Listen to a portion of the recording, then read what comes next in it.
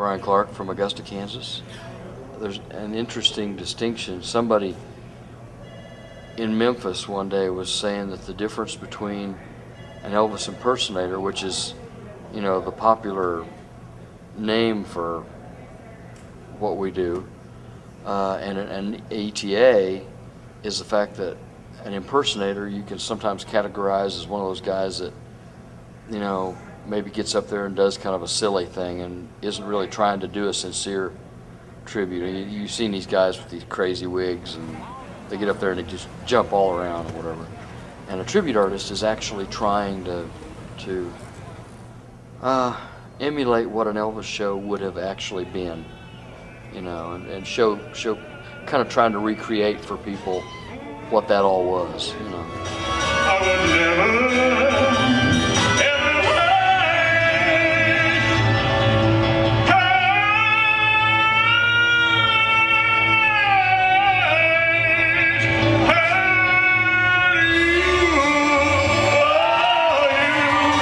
When I was 7 years old, we were at the drive-in, and they used to show between, like, they'd have a double feature in between movies. They'd have previews of coming attractions. Well, apparently they were showing an Elvis preview, and I didn't know anything about Elvis, and we were sitting in the back seat, my brother and I, eating popcorn and stuff, not paying a bit of attention. And you know how Elvis's movies, in those, they had all these girls running around in bikinis and this and that, but they were pretty full bikinis. They weren't little skimpy things. And but in those days, my mom didn't think that was proper, and she turned to my dad and she says, "Oh, that Elvis Presley, he's so nasty." Well, of course, naturally, a 7-year-old boy, I was like, "What? Nasty? What?" She just said, "Sit back." The first chance that I got to watch an Elvis movie on television, I did, and was hooked, and then of course the Aloha from Hawaii thing came along in '73, and man, that was it. I mean, that was the ultimate as far as I was hooked. I used to sing with my Elvis 8 tracks in my room, and my dad heard me one night and I didn't realize it, and that weekend we were at church and he was telling the minister's wife and some other people that he heard me singing, and I of course felt like that big. I shouldn't have had all that cough medicine on the way over. It made me loopy. And the minister's wife said, "Well, hey, my son's having a birthday party. Would you come sing for his birthday party?" And I, of course, didn't really want to. But I mean, it was just a snowball from that, It just happened, and then of course, I had to have a jumpsuit after that, and which I would have worn anywhere.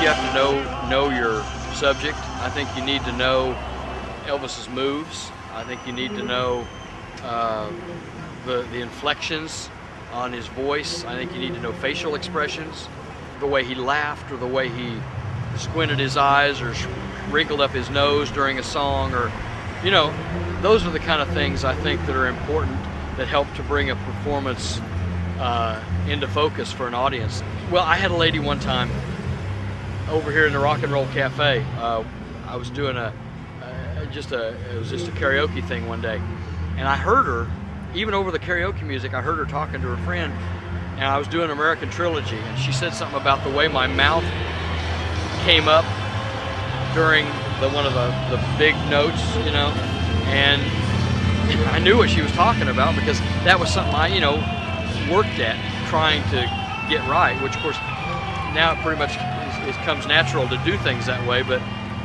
I think getting just little things that the audience would pick up on makes you do a better performance. I think just little dinky things that might not seem like they mattered a darn. You kind of get into a character like you would do, like an actor would do in a play.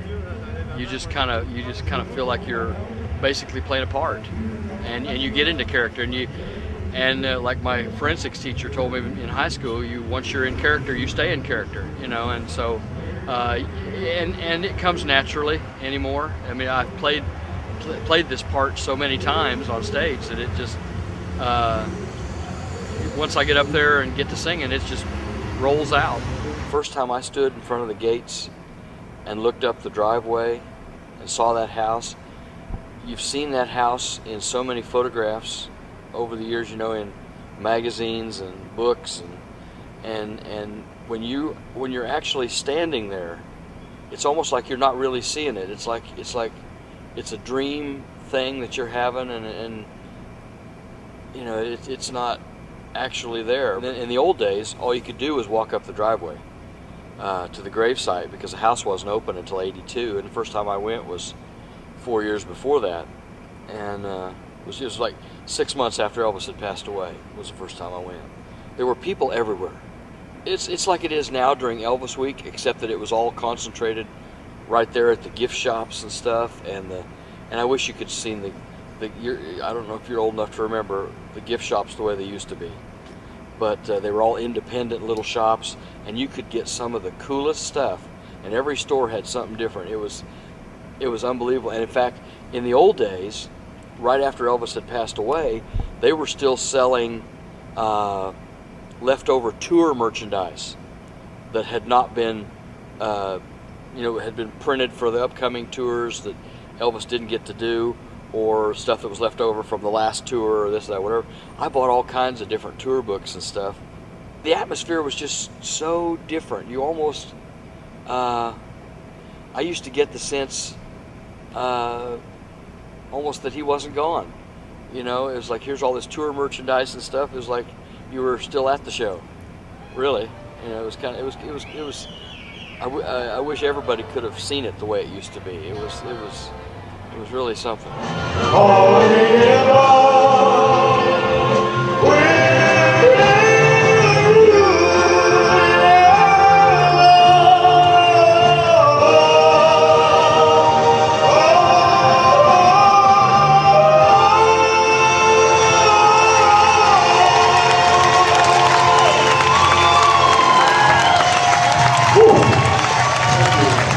Not a fan, she said, when Elvis first came on the scene, because she was a teenager at the time, but she was not a fan because she didn't like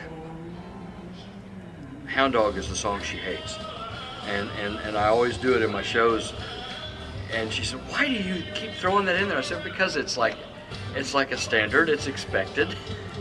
And she said, oh, I hate that song.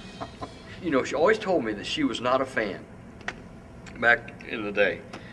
And one day I happened to be going through the window seat, going through some photos and stuff like that, and I found 2 pieces of sheet music that had Elvis's face on the cover. And of course I collect Elvis stuff, and I'm like, holy cow, treasure trove. And I said, what are these? And she says, oh, well, I didn't remember that I had those. I said, you wrote your name on them. She says, well, they must have been songs I liked. So I don't know whether she really didn't like him as much as she said she didn't like him. I don't know. But anyway, I'm taking care of that sheet music for her. Baby, it fell down to Santa baby. Mom got to where she was liking him more and more as he got older anyway, because she likes ballads and pretty songs. And she always goes through my song list, you know, before I do something. What are you singing? What are you singing? And I say, well, I'm just doing some stuff. She'll say, well, I got to see if there's any pretty ones.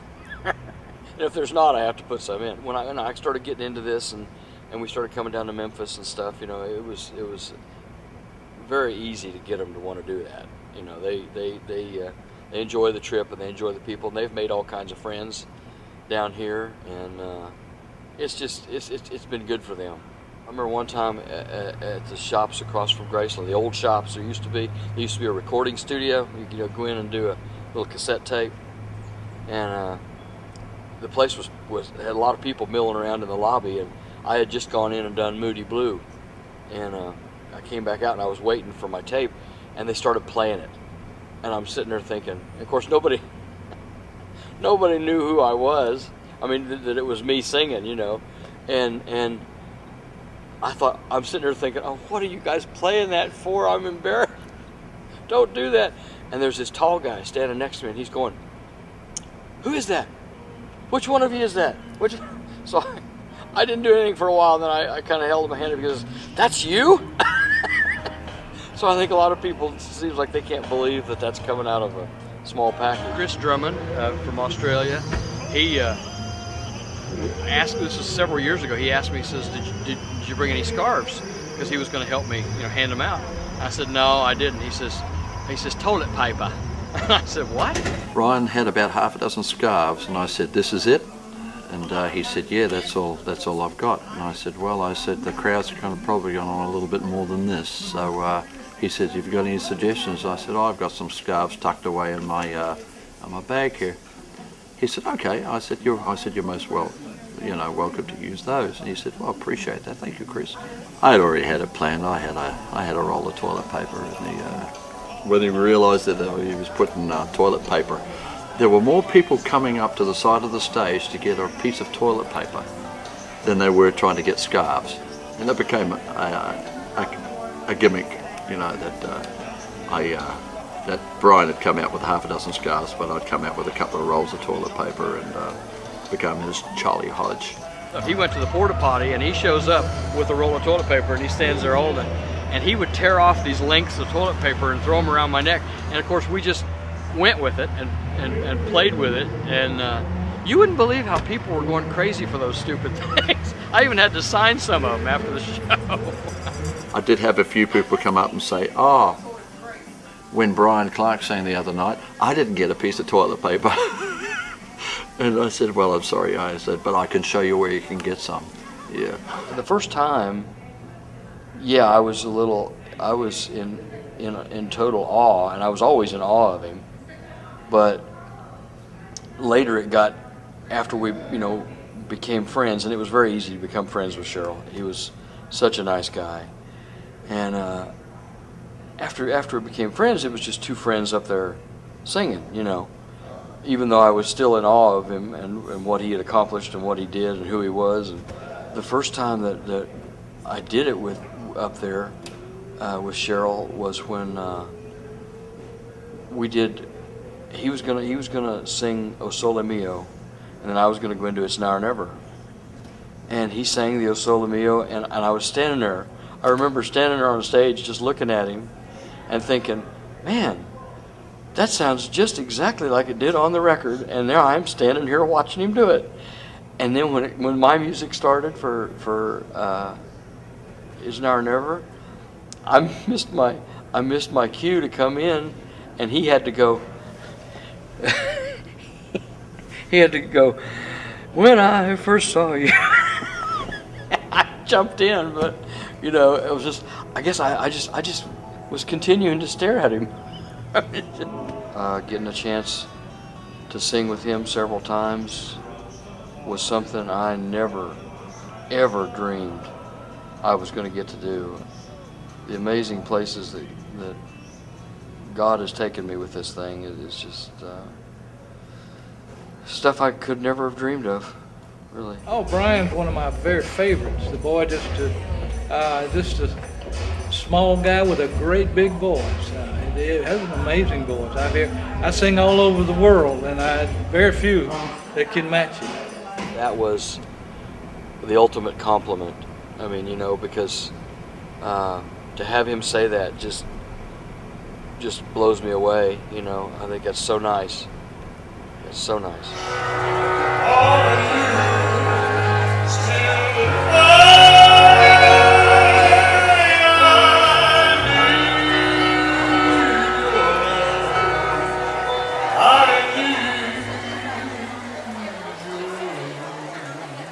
I like to do the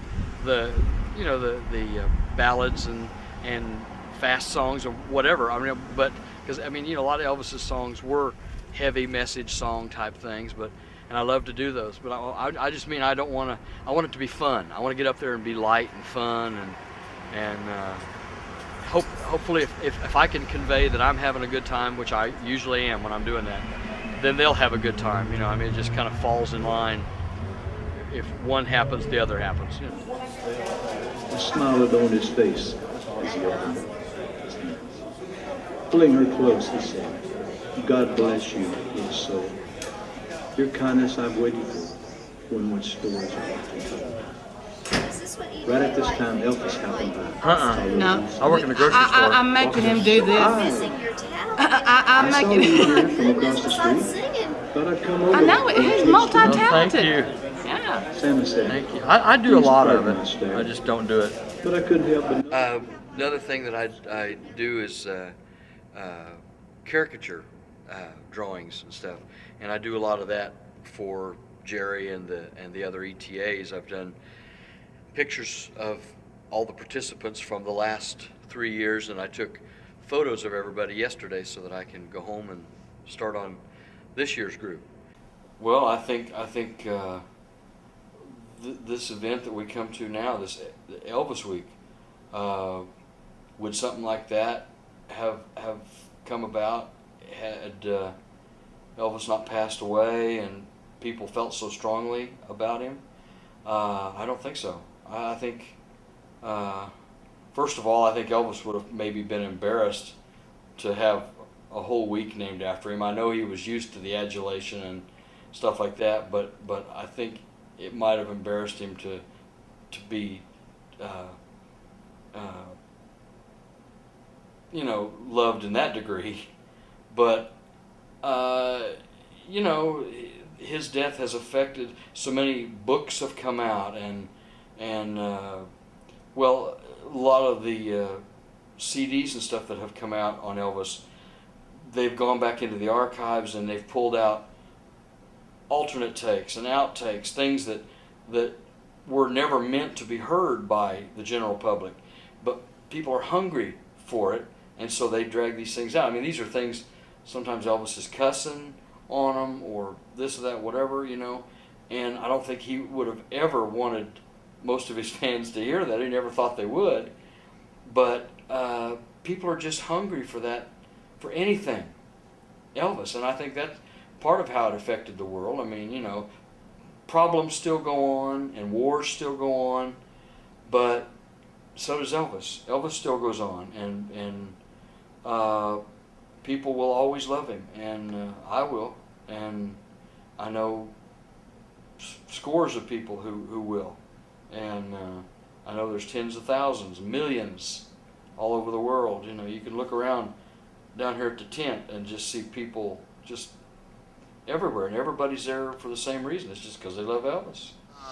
About 6 months after Elvis passed away, it was early in '78, I flew down. There was a Southern Airways, which later became Republic, and then later, well, I guess they merged with Northwestern and became Republic.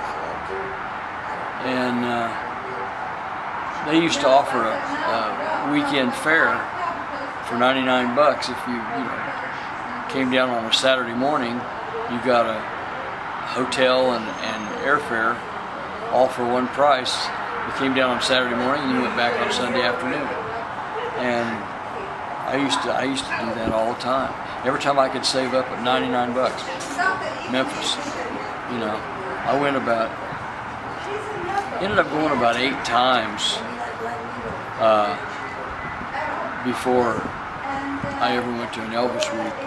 Just odd times of the year, just whenever I could save up 99 bucks that I didn't need for car payment or something else, and I'd just come down. Bryan was one hell of a guy. He was an amazing man, an amazing person. I think I first met Bryan, if not the first time I attended Elvis Week, then the second time. Basically, we've known each other for over 20 years, and we instantly connected, you know, like I have done with most of you all over there in Memphis. And it doesn't take long for that person to become family. I remember Bryan came to mine and Sarah Lee's wedding in 2008 in Memphis. He brought along his mom and dad, and it was a great day. And the reason it was a great day was because, just like Bryan, many friends attended, and it was just like having your whole family there from back home when they weren't, you know. And Elvis Week brings so many people together, and you do become family. I'm sure going to miss him. We all are. And he was called a voice for a reason, and that reason is obvious. Rest in peace, friend, until we meet again.